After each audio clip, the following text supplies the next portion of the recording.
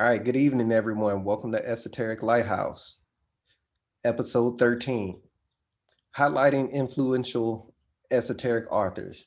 All right, this series we'll be going over a few esoteric authors that we've been reading on and researching.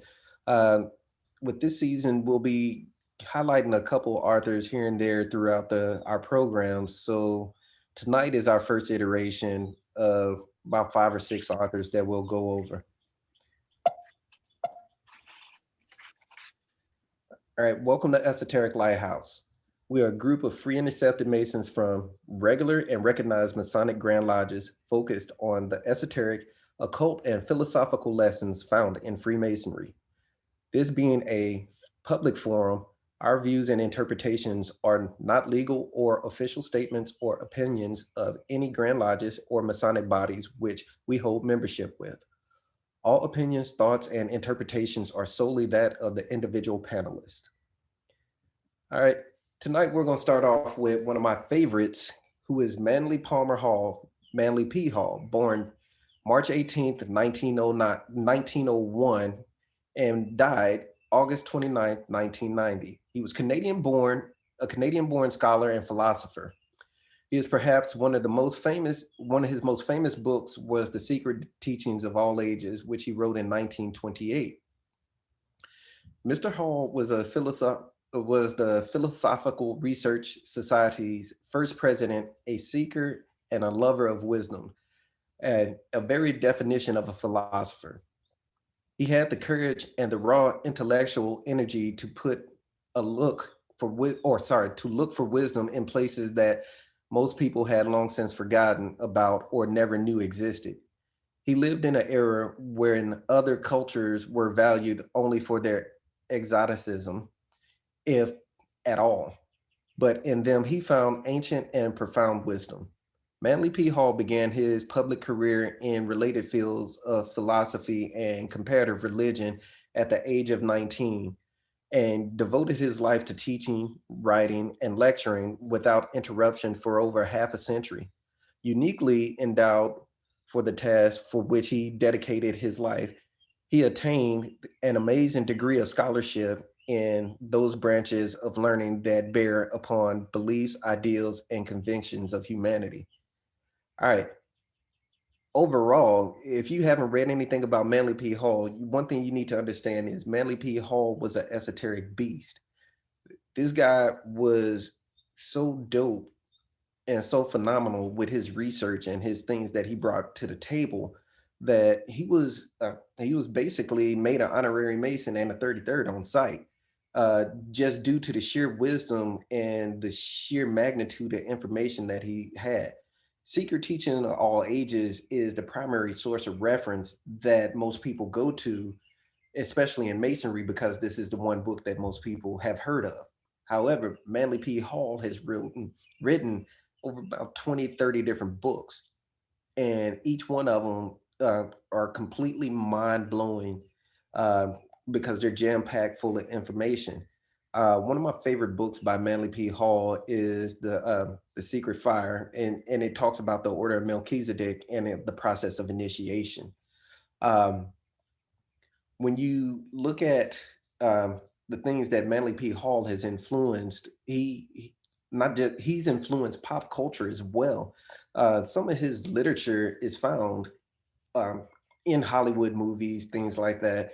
Uh, if you've read his books, you'll see it. But if you have to put the things together to be able to understand. Chris, you're looking real serious. What you got to say? You muted, brother. You muted. My bad. Now I was just going through Man, the Symbol of the Mysteries by Manly P. Hall. That's all. I just saw something and I was like, Yeah. It's all good, my brother. I'm right there with you. So, and in understanding Manly P. Hall and like the book he pulled up, he focused on the abilities of man to be able to understand God by understanding himself. A lot of the authors that we're showcasing today or highlighting, that is the exact same thing. Most people, when they think of esotericism, they think of something outside that's all spooky and stuff. But what esotericism as a whole actually encompasses is the nature of you, your internal self. And what Manly P. Hall did, one of the things that he said after almost every last one of his lectures, the Christ in you is the hope and glory. uh, Growing up listening to that saying, the Christ in you is the hope and glory, that means you need to find your inner divinity and your inner wisdom. And you find that by studying other things and researching and finding out what makes you, you through researching history and researching other books, their lives.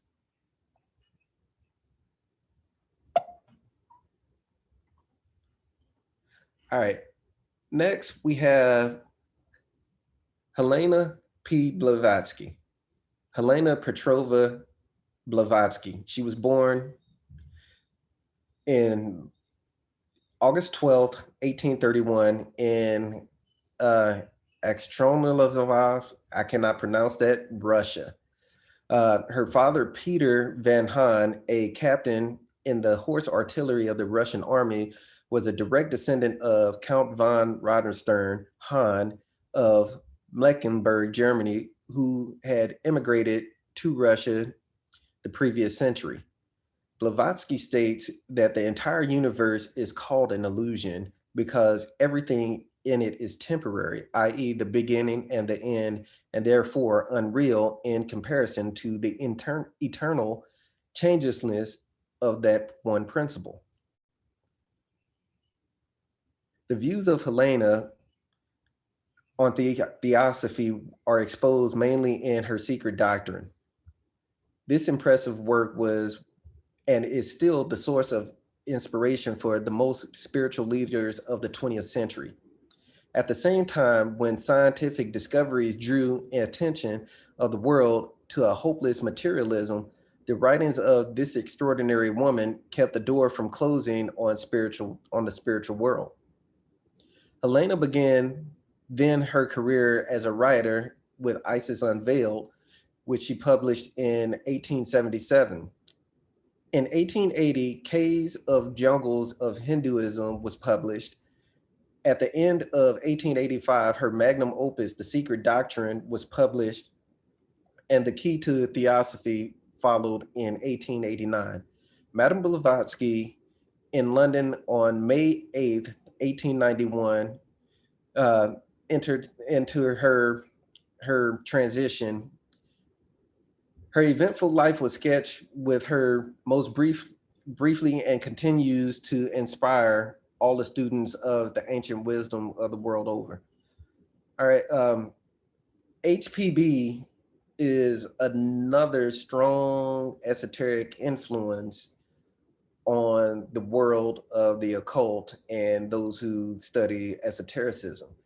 Um, like the little short synopsis there, it says, she only wrote for about 20 years, but those roughly 20 years, she created some masterpieces: Isis Unveiled and Secret Doctrine.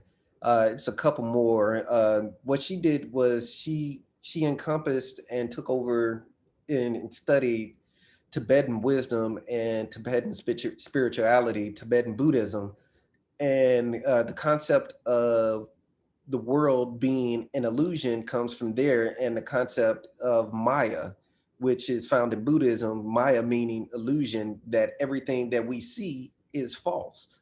Um, in the Western culture, where it's predominantly, it's a tangible religion where it's something that's supposed to be seen in the time she came up from. So she's coming back with this Eastern philosophy, and they're telling her, "Hey, yo, you doing this all backwards. That's wrong." Well, in actuality, she saw light in a different view from the rest of the world at that time. And on top of that, she's a woman. And then she's bringing back Tibetan wisdom at the time where Tibet did not open their doors to women. So how did she get this information? Um, well, she had two teachers. I can't remember both names, but one of them's name was Takumi.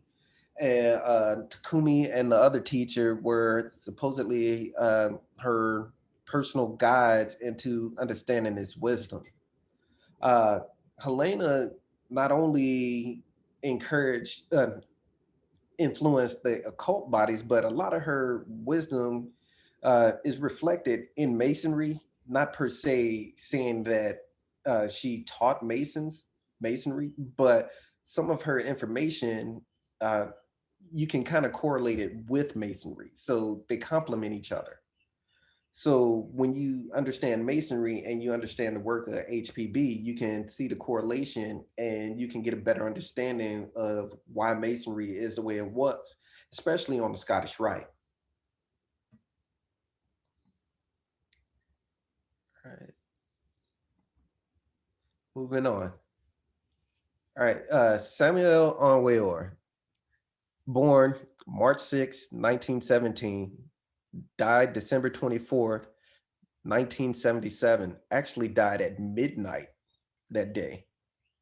Born Victor Manuel Gomez Rodriguez in Bogota, Republic of Colombia, Samuel Onweor was a spiritual teacher, occultist, esotericist, and author.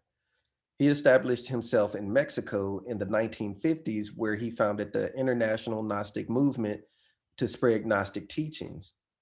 Author over 60 books, Samuel Onweor is well known in the Latin Americas as a spiritual writer, despite his relative obscurity in the English speaking world. His books advocate gnosis, or higher knowledge, as the way to the divine realization, and his teachings attempt to revive the Gnostic wisdom which flourished at the beginning of the Common Era before denouncing as being denounced as heresy by the Church Fathers.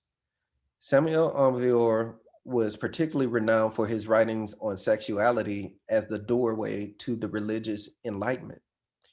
He advocated sexual practices as the highest form of religious devotion and articulated this viewpoint in his books, uh, more particularly The Perfect Matrimony, which claimed to unveil the secret of sexuality as the cornerstone of the world's great religions.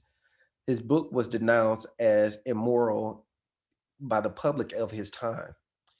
According to his autobiography, The Three Mountains, Samuel Henriot claimed to be born with an awakened consciousness, and he engaged the spiritual discovery discourses from a young age.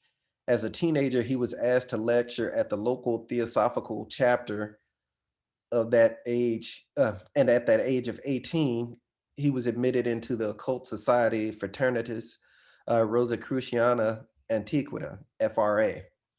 So here we have Samuel Envior. We just left the Theosophical Society with HPB. So here's the connection. Samuel, he was he was one of the main lecturers at the Theosophical chapter in Bogota, Colombia, at a very young age.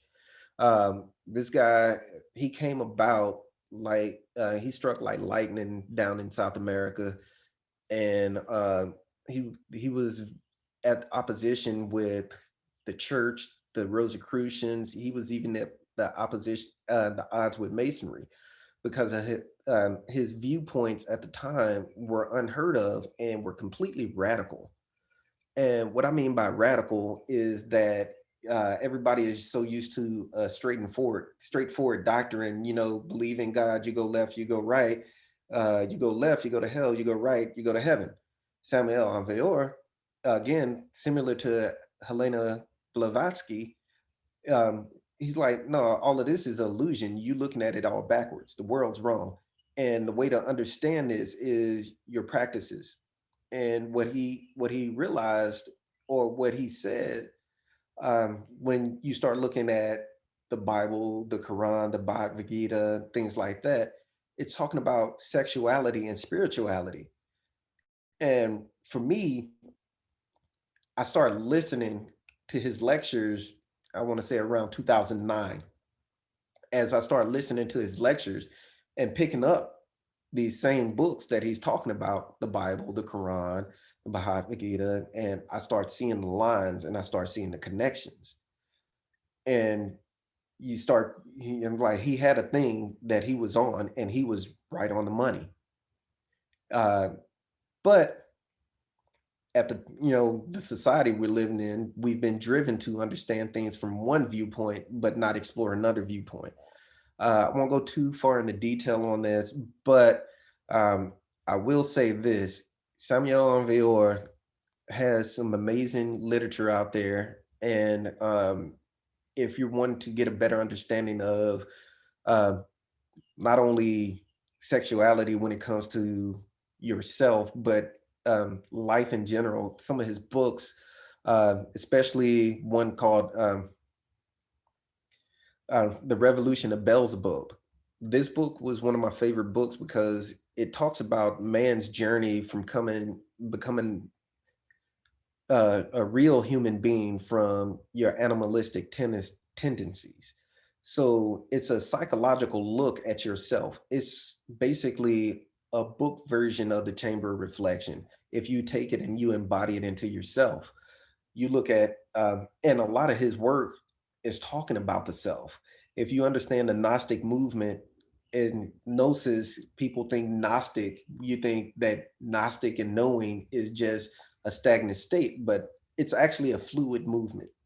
So that's why Samuel and true Gnostics, they they study Gnosis, a higher knowledge, because it's a fluid action, because information changes, time changes, people change.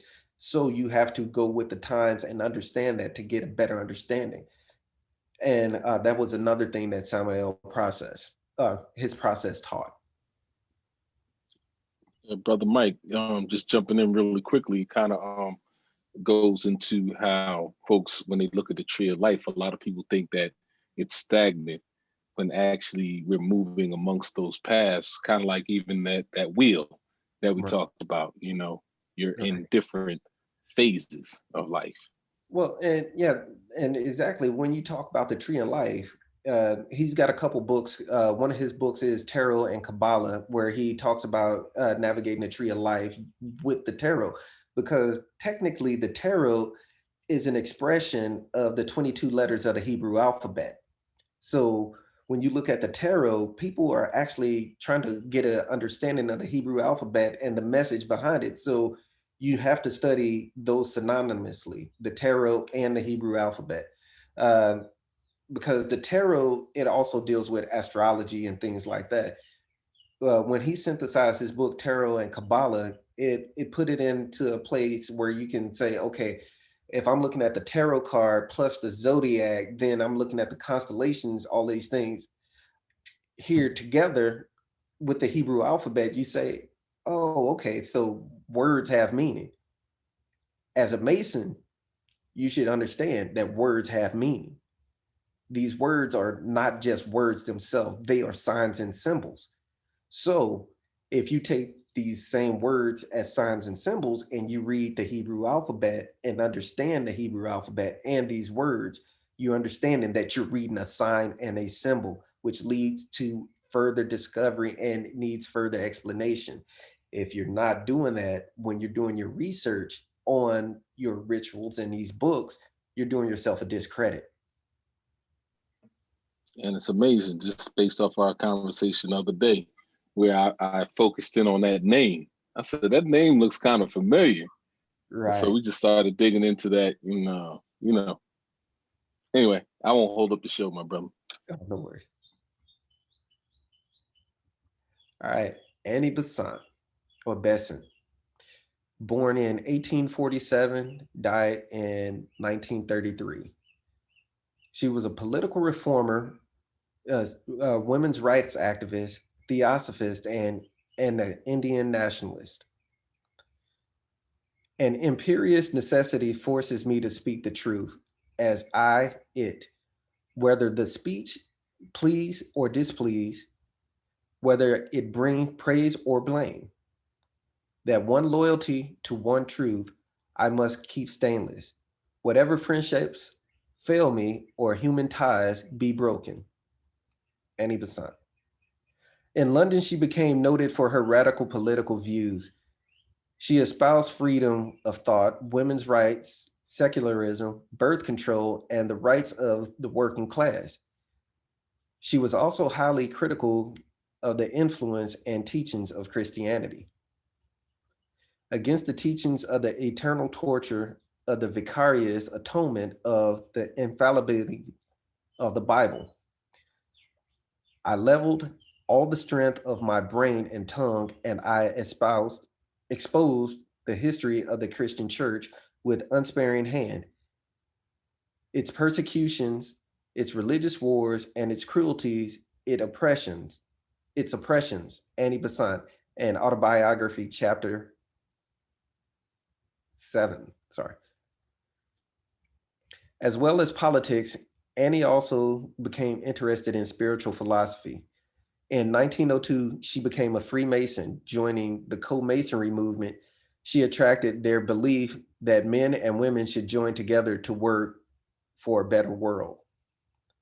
The International Order of Co-Masonry, La Droite Humaine, is not dogmatic. It works simply searching for the truth in lodges, discussions concerning social and religious questions cannot in any case be more of explanations to members and enable them to do their duties as Freemasons with a better understanding. By 1909, Besant became president of the Theosophical Society, a key teaching of the Theosophical Society. A key teacher of the Theosophical Society. Here she met 14-year-old Jiddu Krishnamurti and would become his surrogate mother. All right. Annie Besant, she was a very interesting character. And as you see by the picture and what I just read, she was also a co-mason. Um, I don't know a lot about co-masonry. However, it was interesting the fact that she was a co-mason. Other thing that is noted that she took over as the president of the Theosophical Society, the same society that was started by Helena Petrova Blavatsky, and then who would later become the surrogate mother, Jiddu Krishnamurti.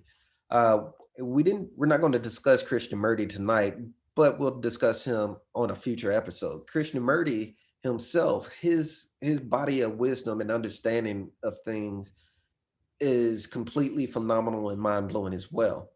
Uh, Annie Besant, getting back to Annie Besant, she wrote multiple books uh, on understanding the chakra systems and understanding the self. One of my favorite books by Annie Besant is The Sevenfold Man, where it breaks down basically the seven principles of man, those seven bodies, um, and it kind of correlates with the chakras, your thought processes, and things like that. Um, Another thing I want to mention is that every author that we've mentioned so far, they all talk about the same spiritual schools of thought and the same philosophies and the same thinking. Although their eras may overlap or may not overlap, they may not even talk to each other, but body of wisdom, a compendium of wisdom was already being taught at the time. uh, I don't know when this stuff got lost and why it didn't transition into our time period. And we're going back and we're relearning and trying to put this stuff back to where it belongs. Um, but if you start reading, researching these guys and these women, you'll see that um, there is some overlap and there was some schools of thought that was talking the same things.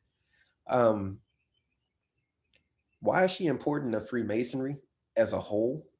Uh, not just not just the fact that she was a Freemason or a co-Mason, and which is not recognized by mainstream Masonry, um, but the fact that some of the Masonic literature that they have, it goes into al- alchemy, spirituality, and along with philosophy, which are some of the things that are found in regular Masonry as well. So if you're looking for something to go do some alternative research on, pick up some of Annie Besant's books and you will not be disappointed.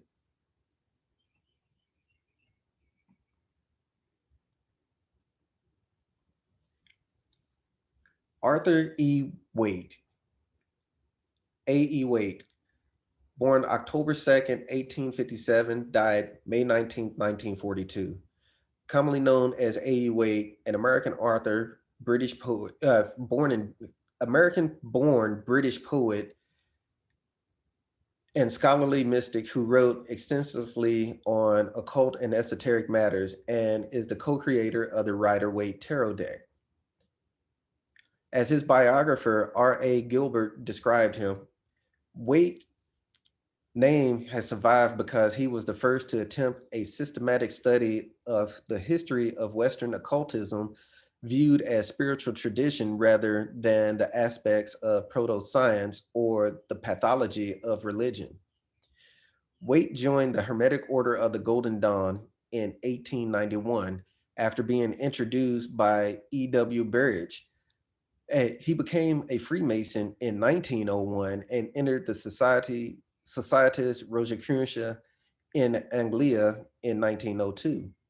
The Golden Dawn was torn by international feuding until Waite's departure in 1914. Later, he formed the Fellowship of the Rosy Cross, not to be confused with the Societas Rosicrucia. By the time there existed some half dozen offshoots from the original Golden Dawn, and as a whole, it never recovered. Waite was a prolific author, with many of his works being well received in academic circles. He wrote occult texts on subjects including divination, esotericism, Rosicrucianism, Freemasonry, and ceremonial magic, Kabbalism, and alchemy also. He also translated and reissued several important mystical and alchemical works. So, as you can see, the transition continues on that um, where Masonry, Rosicrucianism, the study of Kabbalah, and also introducing the Golden Dawn, all of these things overlap. Um, what a lot of people don't know is that the Golden Dawn was created by Masons, higher ranking Masons who left Masonry or they were still Masons at the time, but they were looking for something more, and they found more things or finding things like we're finding today, and they created their own system. They didn't want to stain Masonry or to pollute Masonry with any outside thoughts, so they created their own system. And the Hermetic Order of the Golden Dawn is just one of those particular systems, just like the O2O and things like that, all sprung from members who used to be Masons as well. The Rosicrucians are actually older than Masonry, but some are in the belief that Masonry actually is an offshoot of Rosicrucianism. There is no proof to actually say that that link is there. It's only speculation. I'm not one to say I know because I don't. But there is that overlap. Uh, Again, back to Waite and his books. A. Waite, he wrote many books on tarot. And sorry, Brother House isn't here. He's been knee deep in Waite's work lately. And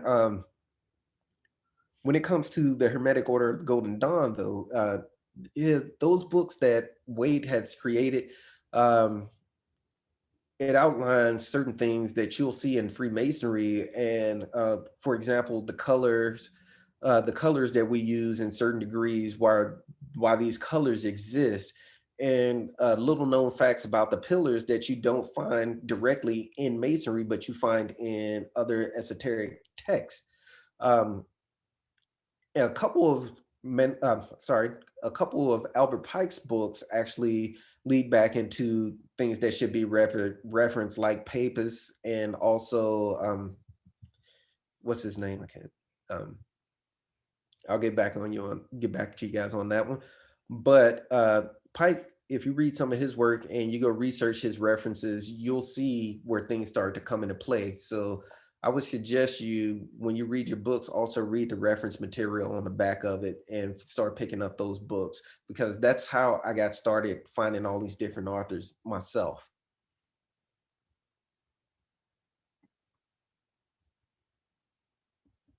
All right.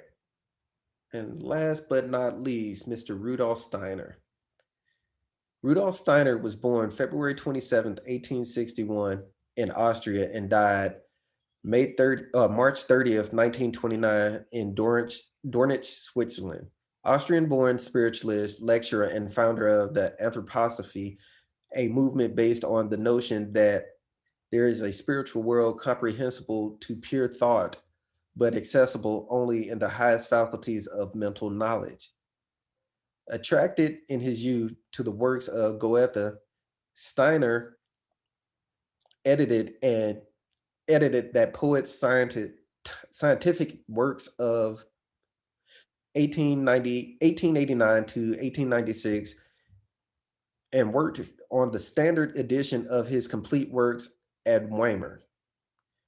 During this period, he wrote his Die Philosophie der Freiheit, 1894, The Philosophy of Freedom, then moved to Berlin to edit the literary journal magazine Le Literature and Lecture, coming gradually to believe in the spiritual perception indefinite, independent of the senses. He called the result of his research anthroposophy, centering on knowledge producing in a higher self in man.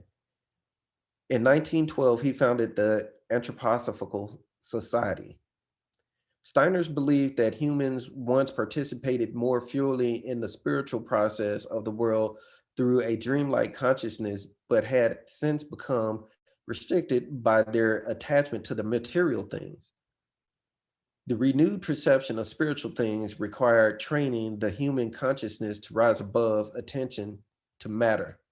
The ability to achieve this goal by an exercise of intellect and theoretically innate to everyone. Is theoretically innate to everyone. So Rudolf Steiner was not a Mason, to my knowledge. However, some of his philosophies and thoughts um, on the spiritual perception of man being able to obtain higher worlds or higher degrees of perception uh, through practice and study. He wrote a plethora of different books on the scientific discovery of how to basically go inside of your brain and learn about yourself and how your brain functions work and how you can tie that directly into spirituality. Um, and that's pretty much it for tonight as far as our topics and our people. So open it up to discussion.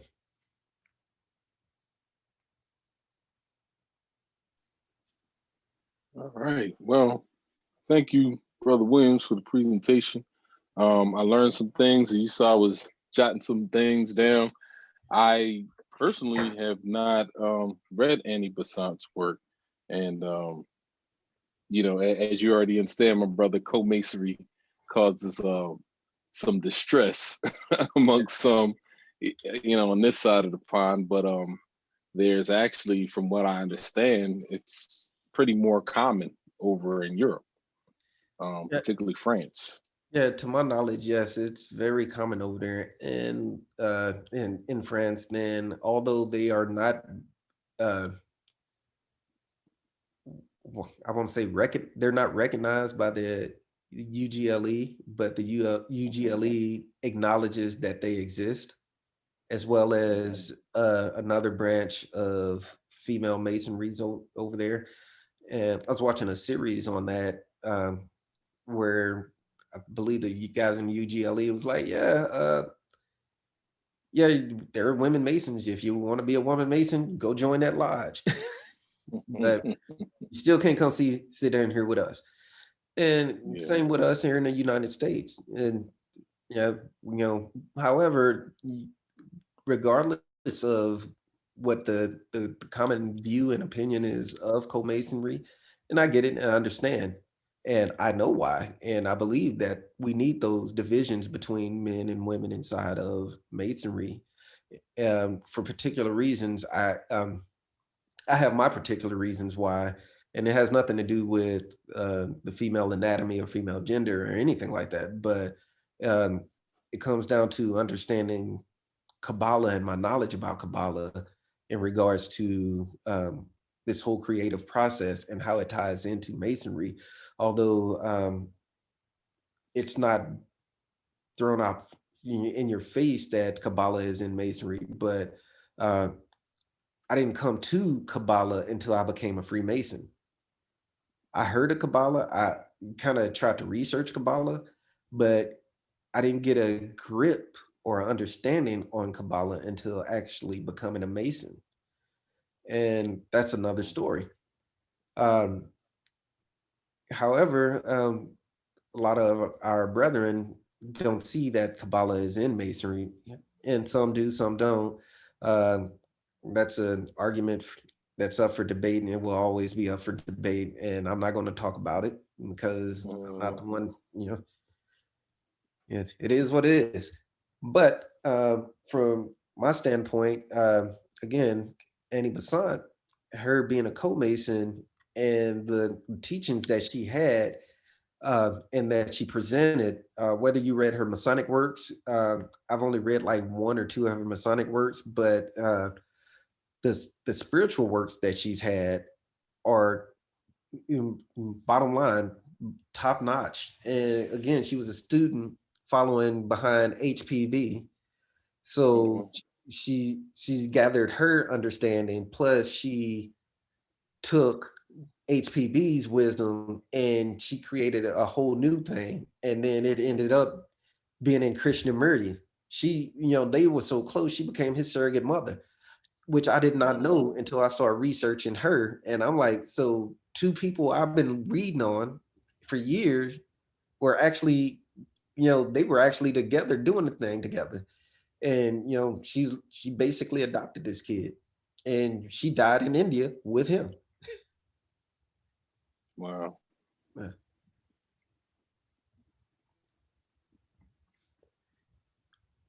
But Definitely jotting that down there. yeah, Um, but what else we built it on here?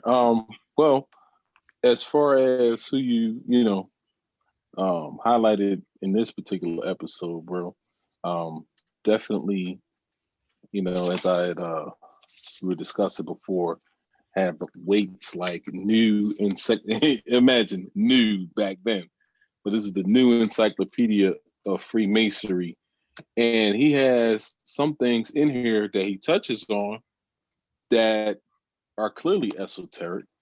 Um, just to share a bit, he talks about the caduceus, right, as that being a symbol of Hermes, and also its relation to the deacons, which I thought was very interesting. He kind of goes into um, some in depth things here. And here's the funny part: it's on page 89, and it's like about just that long. But for you to really unpack what's going on in there, of course, you have to be familiar with how a lodge operates and right. what we do with the opening and the closing. So with that, when we understand that, we're like, whoa. And so as he, reveals different layers, and I'm certain he could probably do a book on that alone or a whole chapter. But just kind of like introduces folks to those things here. Yeah, and that encyclopedia you got right there, keep that one. I let somebody borrow mine. I never got it back, and I've been meaning to buy it again. But that one right there, there's a keeper. When you look at that encyclopedia compared to Mackey's encyclopedia, Mm-hmm. Mackey's encyclopedia has a lot of good, wholesome information, but that particular one by E.A. Waite, it's got some extra stuff in there. Like you said, it has some of the esoteric information in there, but it also has some of the degrees of like some of the extra degrees from the AMD Council, so the Allied Masonic degrees. So it's got Right. information on that. Then it also has information on the Holy Royal Arch Knights Templar priest, which you Mm-hmm. can't find in any other books except that particular one. So that book right there is a treasure when you're looking at the Allied Masonic degrees and other particular other other degrees or other systems that were a part of masonry that may be defunct, or so if you're part of the College of the Rights and you're picking up books on there and you're looking up information, you might find it in the EA Waite book versus going to the Mackey's Encyclopedia trying to find out information on it. Indeed. Appreciate that, bro. I mean, and when I tell you at the time, should I be telling on myself? I had an interest in masonry, but I wasn't a mason yet. So just imagine trying to pick this up and try to understand anything, and then you come back to it as a mason, and you're like, now I know what I had over here. So, you Yeah. know, And I completely understand, because this is how it was with the Secret Teachings of All Ages by Manly P. Hall. I actually, mhm, that was gifted to me uh, when I was, what, 20 years old, 19, 20 years old. Um, mhm, Somebody gave that to me as a going away gift because I saw it on a bookshelf at Fort Hood in 1998, 99. And mhm, it was that and the Egyptian Book of the Dead I was looking at, and my homegirl was like, "You want them books?" I was like, "Yeah, but I can't afford it." You know, back then, $79 book, and you're a private in the military, that's half your mhm, paycheck. So how am I eat? How am I go? How am I drive my car? How am I do anything? So I couldn't buy this book. So my homegirl, she ended up buying both of the books for me as a going away present when I left to go to Japan for the first time. So I ended up with these two books, which I still have. They classics. But Awesome. the the secret teachings of all ages, Manly P. Hall, he really did his thing on that one. Most people try to read it from front to back, but I look at it as it's almost like a encyclopedia to me. So Mhm, when you're looking for a particular topic to research, my go-to first is to go to the secret teachings of all ages, because like I said, if I want to look up something on Kabbalah, all I have to do is look at page blah blah blah in the secret teachings, and it's going to give me a breakdown of the Kabbalah. You want to look at mhm, the tablets, the Ten Commandments. It's a chapter on the Ten Commandments in there. He really did it. Native American spirituality, Judaism, uh, Russian mhm. spirituality. What else he put in there? I mean, he Islamic Well, spirituality. He touched on everything in that book. yeah, shoot. Let me get to that. Yeah, it says Masonic, Hermetic, Kabbalistic, Rosicrucian, symbolical philosophy. So yeah, this the heavyweight joint here, bro.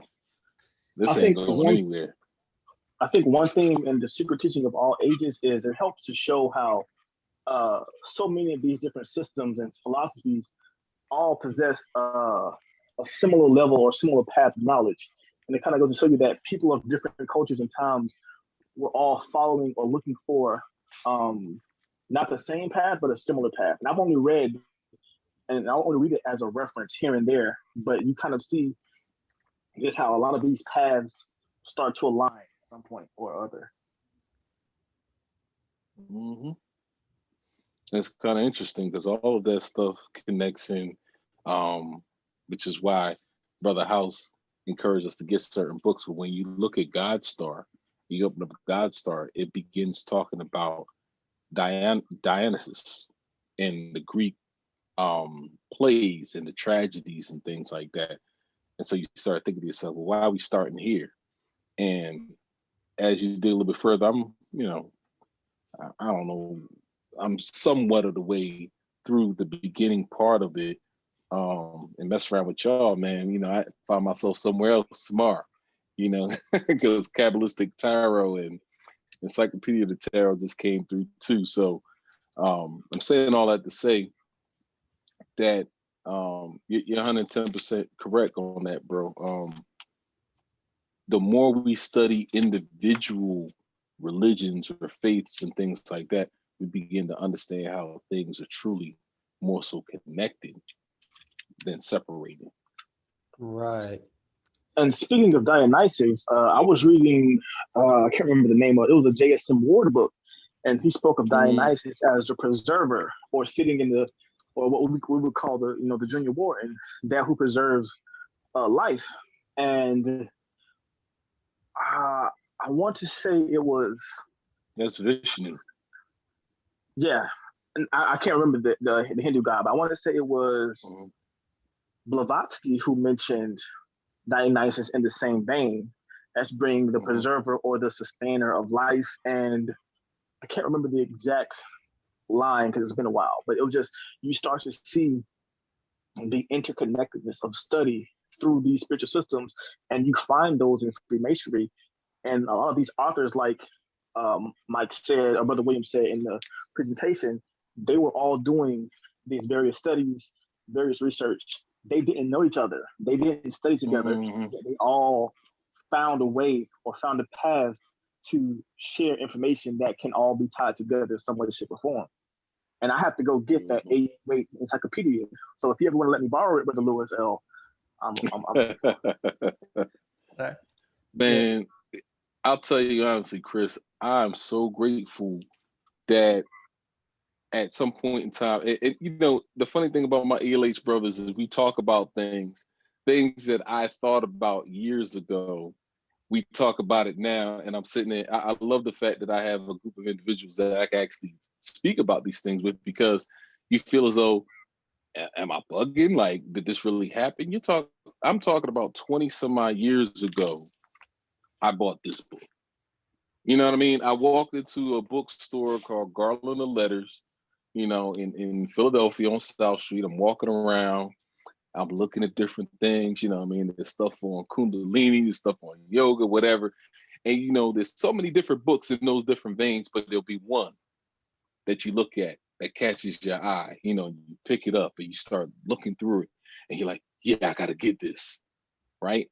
But I could not access Pappas, as Mike said, until I joined ELH and I started having conversations with you brothers who took me in other different directions. And then I started to study Kabbalah.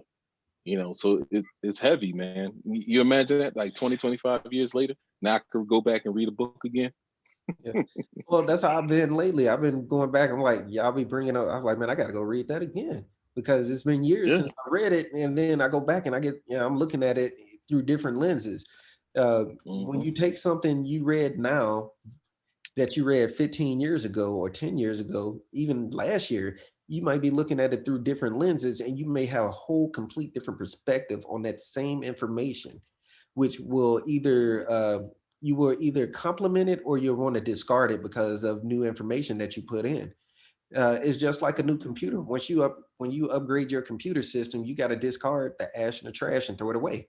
Same thing with your brain. You can't sit up here and say, hey, I'm studying this new material, but I want to hold on to this system here because it feels good. Well, if Mm-hmm. your system doesn't feel good and doesn't coordinate with everything else that you find out to actually be fact or more truthful, you can't hold on to that stuff that you got to let something out of your toolbox to move forward. Either that or it's going to weigh you down. but that goes into that idea I posted earlier, a little while before the call, was that the informed or the educated, we have to kind of keep what we think, what we know hidden, because to us, to those who are truly curious, we want truth. It doesn't matter what it is. It doesn't matter how it looks. I want truth. I want to know what that path is or what it says or what it's going to teach me. And if it goes against what I think or what I believe, then I have taken the time to deal with my emotions to understand it's not about how I feel. It is about being in the know and finding what is the right or best path or what is the truth. But to Mm-hmm. us, that is liberation. That is the goal of the journey, spiritual liberation and growth, progress. But to the ignorant, to the uninformed, that truth hurts them. It offends them.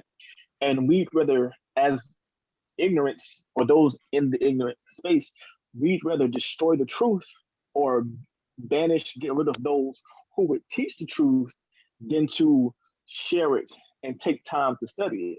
Because I'd rather be offended than actually learn. And that's the same thing with these books. we read a book now, 5 years later, as we've had a chance for our perspective to grow, we read it and understand it on a whole different level. The untrained mind, the person who doesn't care, who chooses to be ignorant, they can't take that same step because it means you have to discard what you think you know and understand and process something new. And that can be painful when really it should be viewed as beautiful. Right. But you know what, brother Leonard, you know that, and I see Mike has something up, so I think he wants to take it in a particular direction. But I found this to be true, um, and it may be an overgeneralization, and I'm not opposed to being wrong, but I think that on a deeper level, because as we've discussed before, the human psyche is like an iceberg, right? So you have that portion above water that we clearly recognize and understand, but it's that dark part underneath there that is doing a lot of work in driving people's behavior. And I think some people have said to themselves, illusion's good. I like it. I'm gonna stay down here. You know what I mean? And the numbers of us who are saying there's got to be something better beyond that are as about as small as that piece that's above the water, you know. Right. Yeah, well, no, I just brought this up. I just wanted to showcase some of the stuff about Samuel Onwuyor and his work in the School of Gnosis or Gnostic teachings. So right here is the Kabbalah tree of life. Here, he's overlapping it with the Garden of Eden, things like that. Then you have those 7 dimensions that I was mentioning when it comes back to Annie Besant and the sevenfold man. Those same 7 dimensions, which are found in Kabbalah and in the Gnosis Gnostic movement, are the same as Annie Besant's 7 bodies of man. So again, like we're saying, that these people lived at different times. They may or may not have known each other, and they may have had overlap, but they were in the same school of thought in different schools, if that makes sense. Mhm. But looking at his work, he touches on the Zohar and the different sounds. His school believes that the words, especially with the Hebrew letters, the words and the sounds that you make, particularly or release spiritual energy and like mantras. And I believe so because when you look at it, what is a gospel song, or when somebody's at the Wailing Wall doing their thing at the Wailing Wall, when we're praying, no matter what system you believe in or what nationality or faith you're praying from, uh, it's Mhm. it, it's a harmonic melody or music or mantra, something like that, and it has some type of rhythm or tone, or you should be saying it or doing it in. But here, we were talking about the Kabbalah and tarot under AE weight. So if you look at tarot cards, you notice here on the screen you have the Aleph in right in the center and the Yod in the corner. If you pull up a tarot Mhm. card, you're going to find Hebrew letters inside of tarot cards. So Mhm.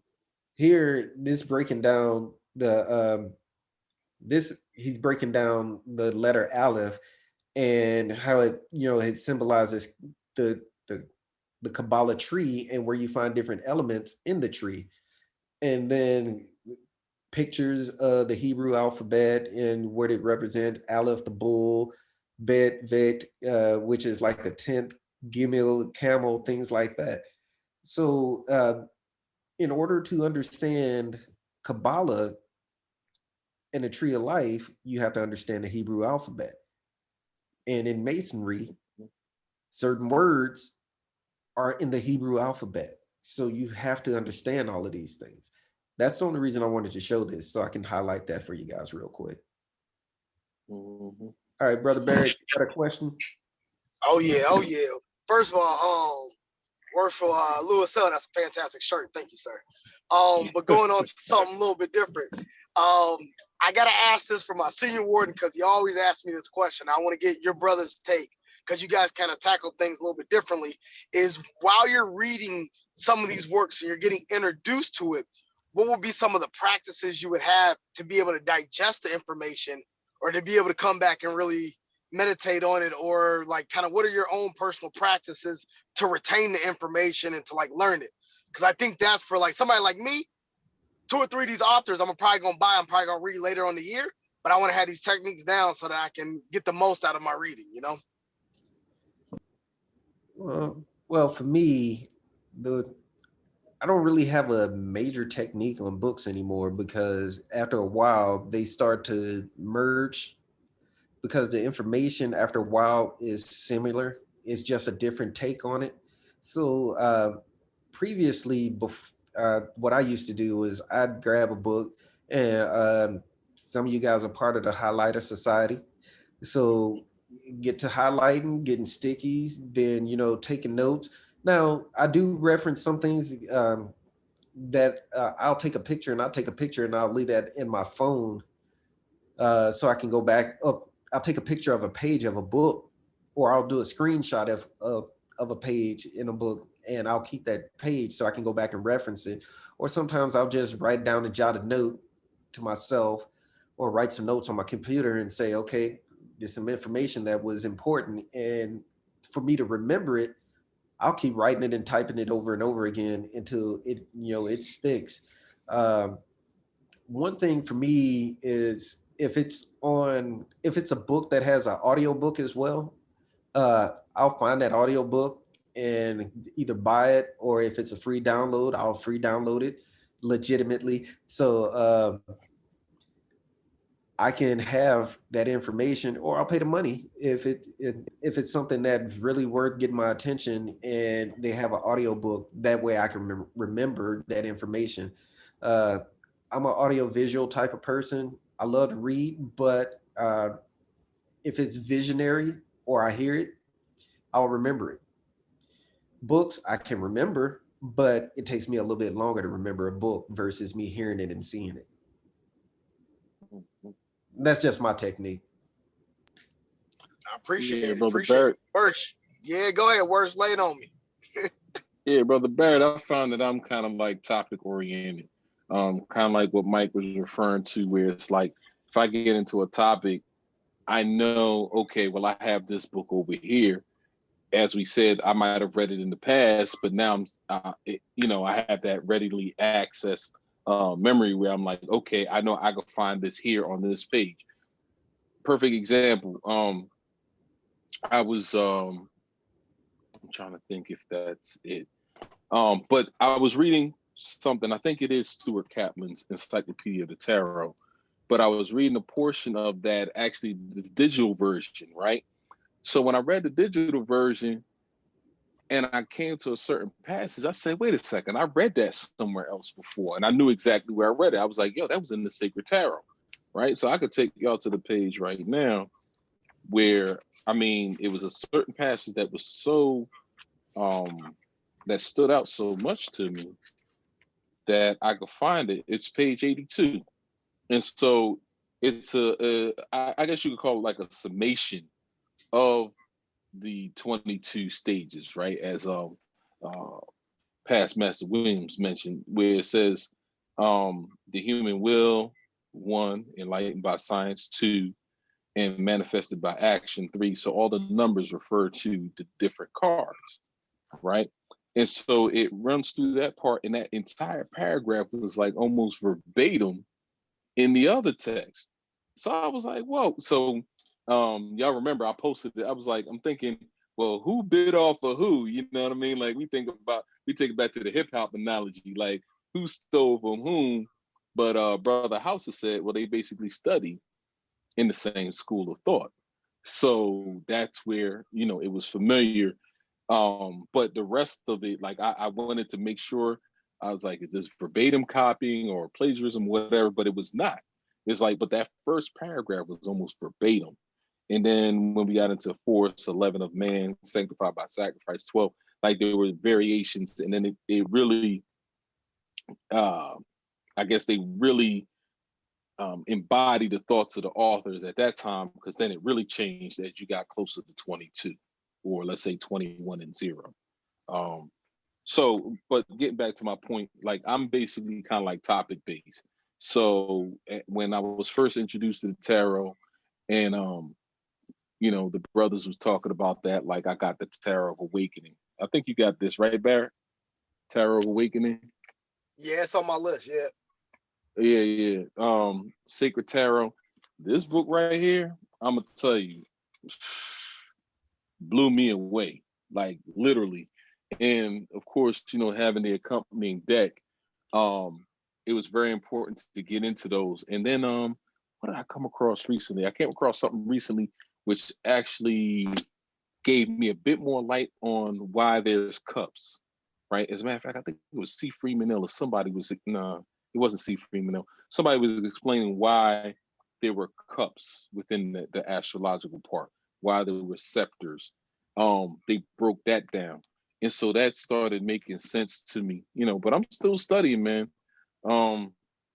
Just to, because I'm new to the tarot, but based on all of that, I'd say topic based. So now I got the Kabbalistic tarot, which is Brother Mike said, it's like Kabbalah, tarot together.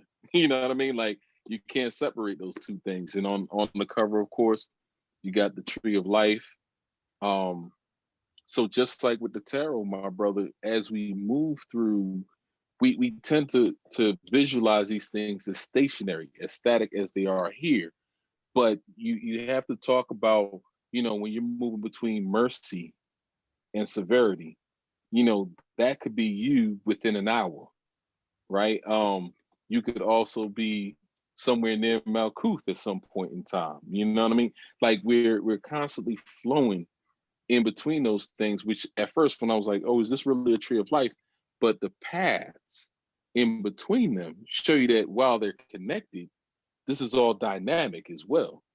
So that's kind of like what I'm learning about. I'm in that, and y'all know me. Sometimes I get into the research vein, and I start getting into my Black Man of the Nile stuff, and so on and so forth. But that's kind of like when I'm sourcing for lectures and stuff like that, but still being topic based. So that's kind of like how I read. Yeah. Well, yeah, I completely understand you, brother. That makes all the sense in the world.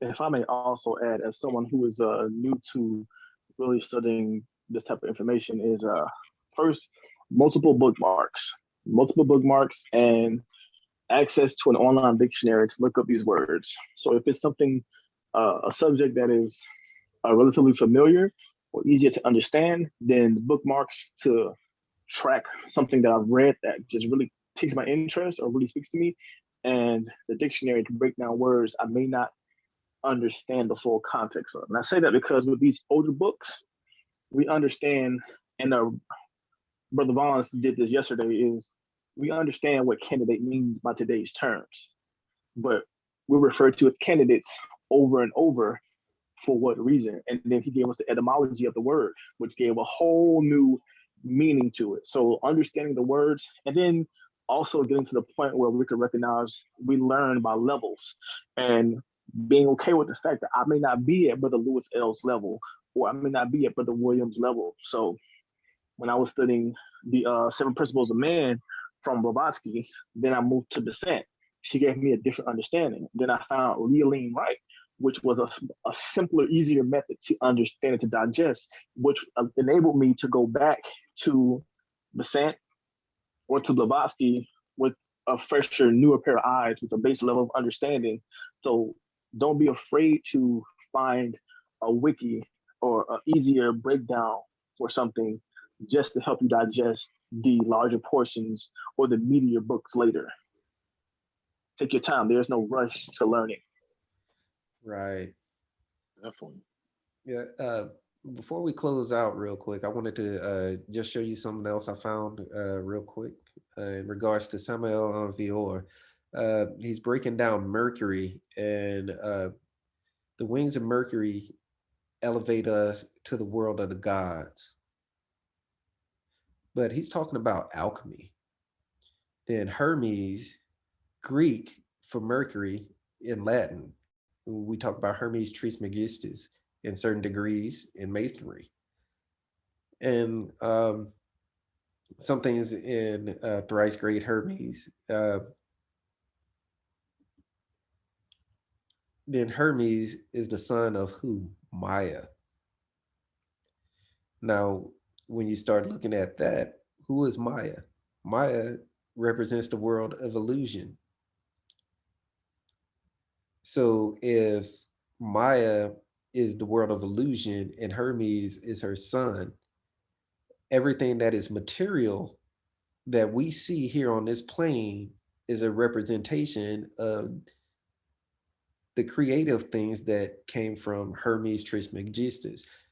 In other schools of thought, he goes by the name Thoth or Tehuti. And I'll leave you with that. And just want to close out and say thank you for participating in our discussion with us tonight.